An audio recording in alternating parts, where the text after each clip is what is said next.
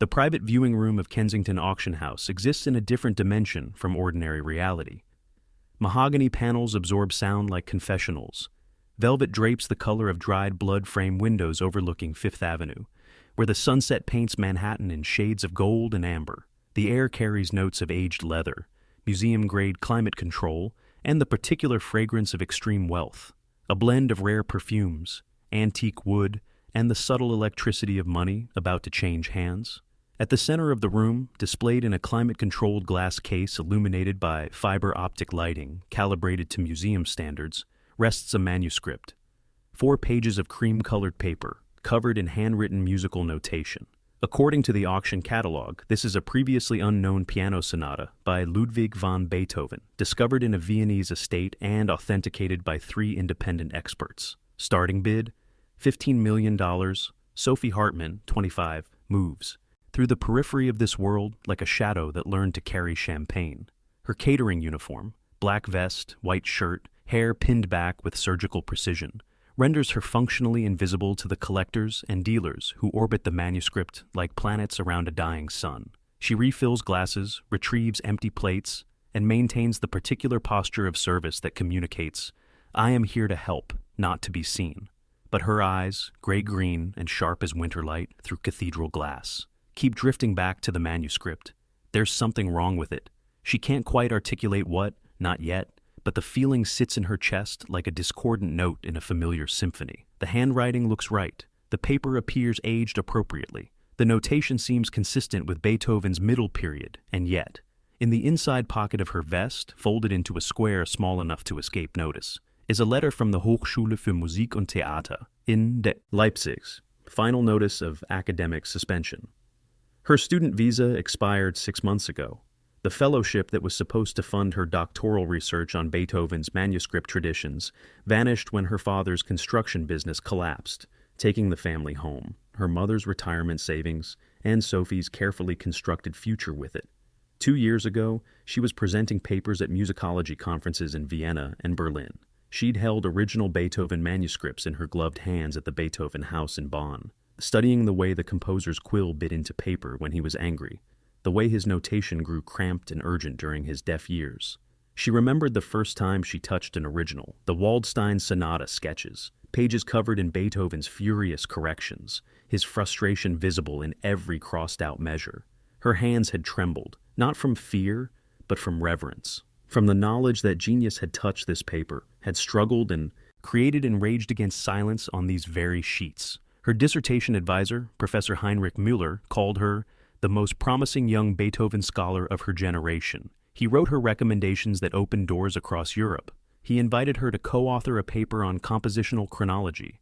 He told her she would revolutionize the field. Then her father collapsed on a job site in Cincinnati, and all those doors slammed shut.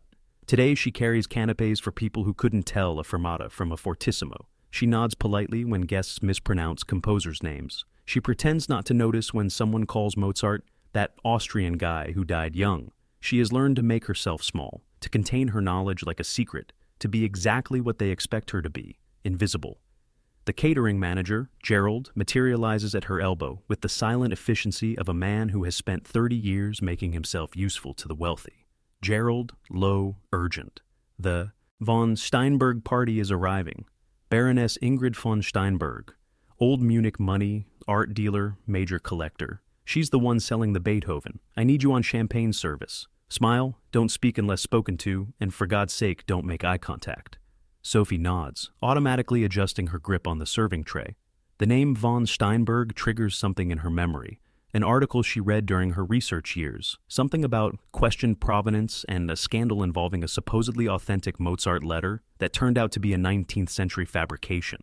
But that was another life, a life where her opinions mattered. Her phone buzzes silently in her pocket, a text from her mother in Ohio. The bank called again. They're starting foreclosure proceedings next month. I'm so sorry, Liebling. I know you're doing everything you can. Sophie's father taught her German before she could read English. Bedtime stories in the language of Goethe and Schiller, of Beethoven's letters and Brahms's Lieder. When he died last year, the language became a ghost that haunted her, a reminder of everything she'd lost. She hasn't spoken German aloud in months. It hurts too much. She looks again at the manuscript in its climate-controlled shrine. $15 million, enough to save her family home 10 times over. Enough to restart her academic career. Enough to matter. The elevator chimes. Heels click against marble. The Baroness is coming. Baroness Ingrid von Steinberg enters the room the way a cold front enters a valley. You feel her presence before you see her face. She is 62 years old, impeccably preserved, dressed in a charcoal Chanel suit that probably cost more than Sophie's annual salary. Her silver hair is swept back in a chignon that suggests both old-world elegance and absolute control. Diamonds glitter at her ears and throat, not ostentatious, but present. A reminder of what she can afford. Behind her trails an entourage, calibrated to project authority. Hans Weber, her personal attorney, a thin man with the watchful eyes of someone who has buried secrets professionally for decades. Dr. Klaus Richter, introduced as her authentication consultant, whose rumpled professorial appearance is meant to communicate scholarly credibility. And Petra Hoffmann, her assistant, who carries a leather portfolio and the permanent expression of someone anticipating their employer's needs. The room's other occupants turn toward the Baroness like flowers toward the sun. William Crawford, 58, the American tech billionaire who flew in from San Francisco, specifically for this preview, straightens his posture. His interest in classical music is recent, a midlife acquisition meant to add cultural depth to his biography, but his money is very, very real. Elizabeth Thornton, the Kensington director, glides forward to greet the Baroness with the practiced warmth of someone who earns commission on $15 million sales. And Elizabeth Thornton, Baroness von Steinberg, what an honor. Mr. Crawford has been most eager to discuss the manuscript with you personally. Baroness von Steinberg, her English precise, German accent refined. Mr. Crawford, I understand you are a man who appreciates significant acquisitions. Crawford beams, clearly flattered by the attention. William Crawford, Baroness, I have to tell you, when I heard about this discovery, I knew I had to see it myself. A lost Beethoven sonata? That's not just music. That's history. That's legacy. Baroness von Steinberg. Indeed. The manuscript was found in my family's estate outside Vienna. We acquired the property in 1923, and the papers had been in the library ever since, uncatalogued. It was only during a recent renovation that we discovered this treasure hidden among lesser documents. Sophie moves closer with her champagne tray, her feet silent on the Persian carpet. The Baroness takes a glass without looking at her, the automatic gesture of someone accustomed to being served by invisible hands. Baroness von Steinberg kontit, in German to Dr. Richter, schau dir diesen Amerikaner an. Weiß nicht einmal, wie man ein Notenblatt liest, aber will 15 Millionen für ein Stück Papier ausgeben. Diese Leute sind zu einfach. Translation, look at this American. He doesn't even know how to read sheet music, but he wants to spend 15 million on a piece of paper. These people are too easy. Dr. Richter smiles thinly. The attorney Weber allows himself a small nod of amusement. Sophie's hand trembles slightly, just slightly. She recovers instantly, her expression unchanged, but her heart is hammering against her ribs. William Crawford. Dr. Richter, I've read your authentication report. Very thorough. But I have to ask, how can you be certain this is genuine Beethoven? I mean, forgeries exist, right? Dr. Klaus Richter, with practiced condescension.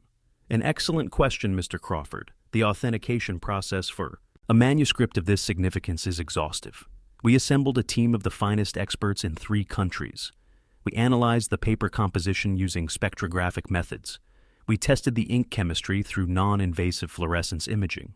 We compared the handwriting characteristics against 17 verified Beethoven manuscripts. He gestures toward the glass case with the reverence of a priest indicating a sacred relic. Dr. Klaus Richter, KNTD. The paper is consistent with stocks used in Vienna between 1810 and 1815, specifically paper manufactured by the Aloisio Mill, which supplied much of the Viennese musical establishment. The iron gall ink shows appropriate oxidation patterns for a document over 200 years old, and the handwriting, the particular way Beethoven formed his clefs, his dynamic markings, his corrections, all match verified exemplars perfectly. Baroness von Steinberg, in German to Petra. Klaus verdient jeden Cent, den wir ihm zahlen. Klingt fast so, as earns every cent we pay him. He almost sounds like he believes it himself. Petra suppresses a smile. Sophie, refilling a water glass nearby, keeps her face perfectly neutral. The Baroness notices her, or rather, notices that a servant is standing too close for too long. Baroness von Steinberg, in German, not bothering to lower her voice. Was starrt dieses Mädchen so? Hat sie noch nie ein Dokument gesehen, das mehr wert ist als ihr ganzes Leben? Typisch amerikanische Kellnerin. Wahrscheinlich denkt sie, Beethoven ist eine Hunderasse. Translation: What is this girl staring at? Has she never seen a document worth more than her entire life? Typical American waitress. She probably thinks Beethoven is a dog breed. The German contingent laughs, a private joke at Sophie's expense, delivered in a language they're certain she doesn't understand. Sophie retreats to the wall, her face a mask. But inside, something is crystallizing, something cold and sharp and increasingly certain. She knows that handwriting. She's studied it for years. And something about those pages, something about the way Dr. Richter describes them, something about the Baroness's too casual confidence is very, very wrong. The evening progresses like a carefully choreographed dance. Elizabeth Thornton guides the potential buyers through the provenance documentation, letters, photographs of the estate, certificates from independent authenticators. The Baroness answers questions with the patient confidence of someone who has rehearsed every response. Dr. Richter supplies technical details whenever the conversation threatens to expose gaps in the narrative, and Sophie watches. She watches and remembers and compares. During her years at the Hochschule, she spent hundreds of hours studying Beethoven's manuscripts, not reproductions, the originals. The Beethoven House in Bonn gave her special access because of her dissertation research. She held the Hammerklavier Sonata in her hands. She traced the evolution of the Ninth Symphony through 16 separate sketch pages. She learned to read Beethoven's handwriting the way a detective learns to read crime scenes. And something about this manuscript is screaming at her. When the group moves closer to the display case for a detailed examination, Sophie positions herself to clear empty glasses from a nearby sideboard. From this angle, she can see the manuscript clearly through the archival glass. First, she studies the paper. The color is right. That particular cream that aged cotton rag takes on over centuries. The foxing patterns appear authentic, but there's something about the texture that bothers her. Genuine early 19th century Viennese paper had a distinctive laid pattern created by the wire mesh used in manufacturing. This paper's surface appears too uniform, too smooth. Second, she examines the ink. Dr. Richter claims it shows appropriate oxidation patterns. But iron gall ink from Beethoven's era should have a particular brown-black color that develops over decades as the iron compounds interact with the paper fibers. The process is called iron migration, and it creates a distinctive halo effect around each stroke. This ink is too uniformly dark, too consistent across all 4 pages. Genuine manuscripts show variation, different batches of ink used on different days, different levels of oxidation depending on exposure to light and air over 2 centuries. This looks like ink applied in a single session, artificially darkened to simulate age. Third, and this is what makes her breath catch, the handwriting itself. The manuscript is supposedly from Beethoven's middle period, around 1812. But Sophie has spent years studying how Beethoven's handwriting changed as his deafness progressed.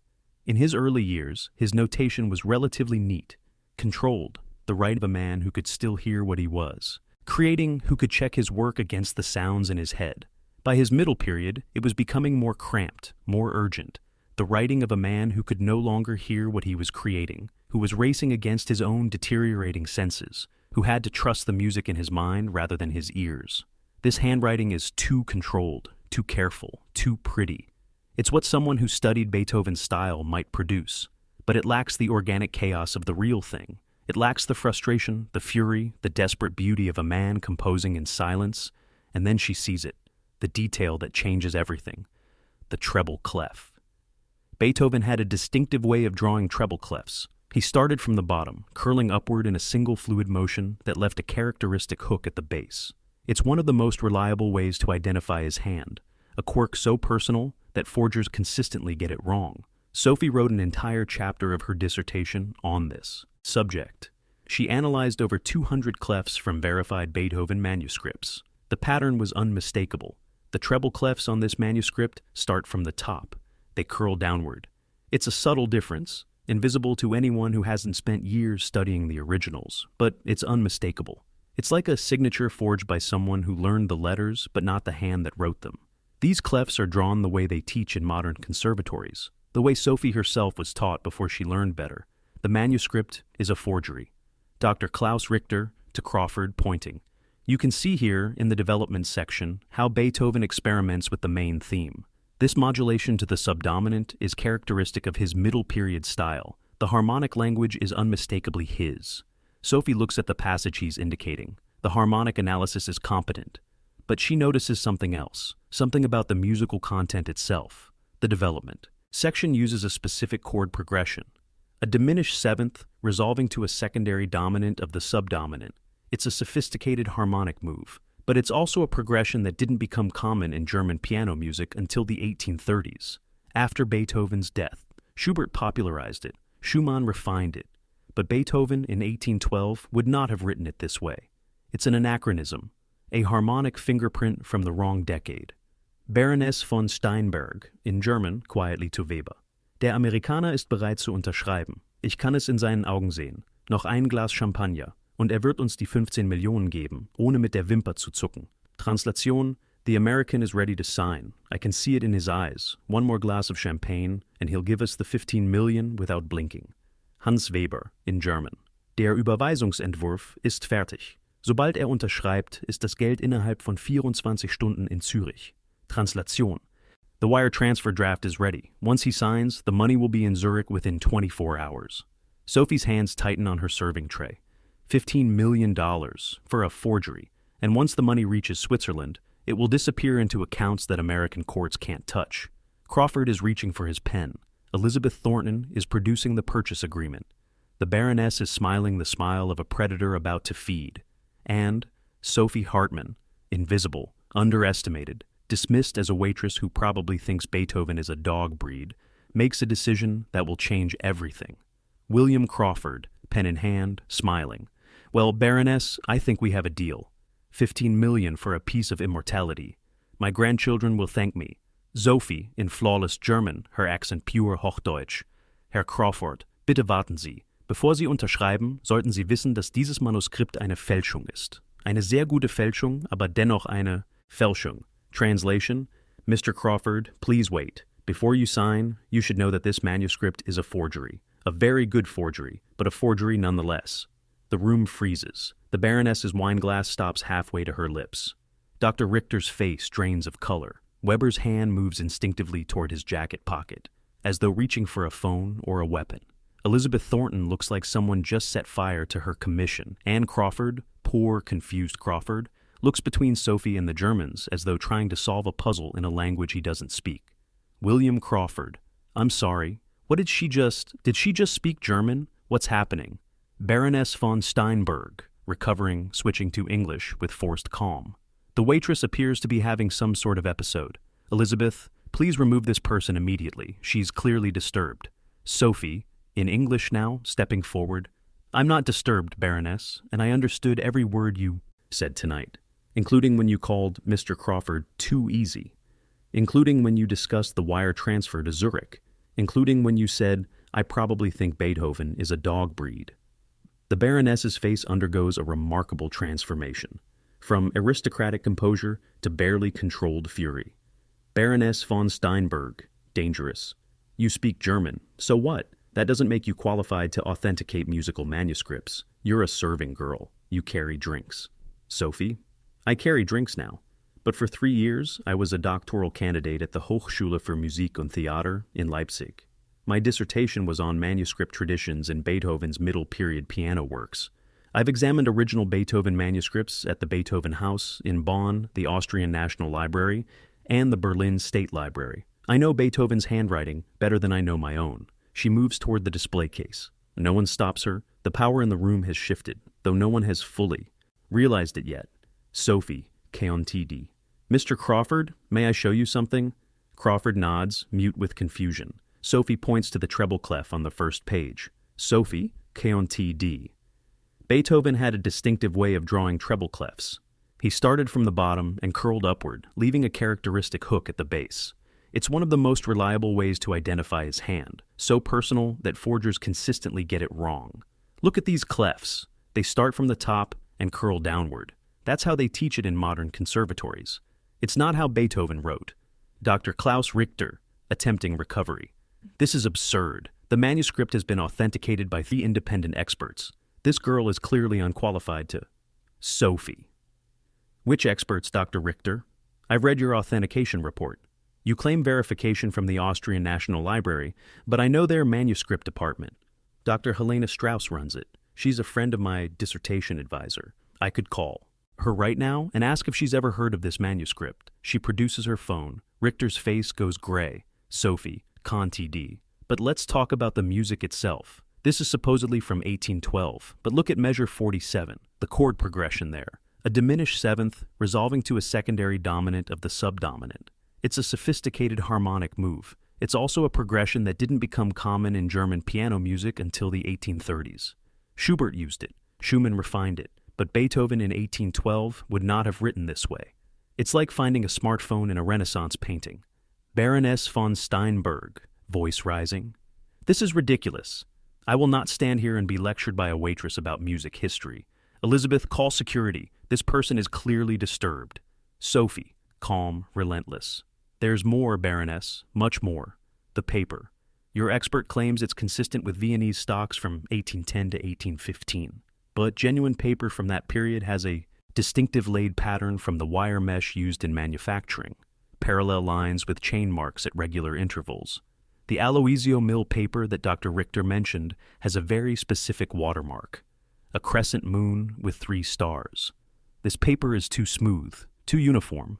There's no watermark at all. It's been artificially aged, probably with tea and controlled oxidation. But the manufacturing technique is modern. She turns to face the Baroness directly. Sophie, Con TD. And the ink. Iron gall ink from Beethoven's era shows specific oxidation patterns, variations in color based on different batches, different exposures to light. This ink is too consistent, too uniform across all 4 pages. It was all applied at the same time, with the same batch. Recently, William Crawford to the Baroness. Is any of this true? Tell me this isn't true. Sophie, in German, directly to the Baroness.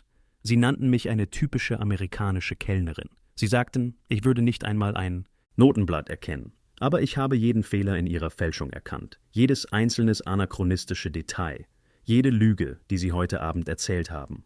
Translation: You called me a typical American waitress. You said I probably wouldn't even recognize sheet music, but I recognized every flaw in your forgery, every anachronistic detail, every lie you've told tonight.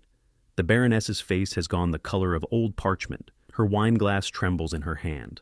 Sophie, Carnity, still in German. Mein Vater hat mir Deutsch beigebracht, bevor ich Englisch konnte. Las mir Schiller und Goethe vor. Brachte mir bei, Beethoven nicht als eine Hunderasse zu sehen, sondern als das größte musikalische Genie, das je gelebt hat. Und ich werde nicht zulassen, dass Sie sein Vermächtnis benutzen, unschuldige Menschen zu betrügen. Translation: My father taught me German before I could speak English. He read me Schiller and Goethe. He taught me to see Beethoven not as a dog. Breed, but as the greatest musical genius who ever lived. And I will not let you use his legacy to defraud innocent people. The Baroness